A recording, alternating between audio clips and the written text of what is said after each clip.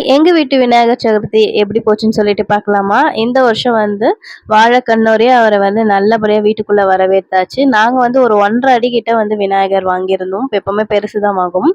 அவருக்கு ட்ரெஸ் எல்லாம் போட்டுட்டு நல்லா அலங்காரம்லாம் பண்ணி நல்லா ஜுவல்ஸ் எல்லாம் போட்டுட்டு கொடை எல்லாமே வச்சுட்டு அவருக்கு பிடிச்ச கொழுக்கட்டை, அதுக்கப்புறம் வந்து சுண்டல், வடை, பாயாசம், அதுக்கப்புறம் நாங்க இந்த மாதிரி சாப்பாடு வச்சு தான் 2 வகை பொரியல், அதுக்கப்புறம் சாப்பாடு வச்சு படைச்சிட்டு நல்லா வந்து சாமி கும்பிட்டோம்.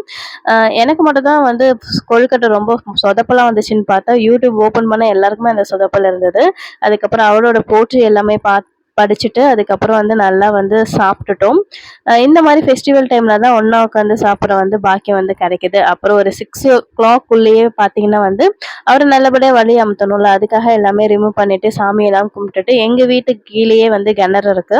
அதிலயே அவர நல்லபடியா வழி அமுத்தி வச்சோம். உங்க வீட்டு விநாயகர் சதுர்த்தி எப்படி போச்சுன்னு சொல்லிட்டு மறக்காம கமெண்ட் பண்ணுங்க. பாய்.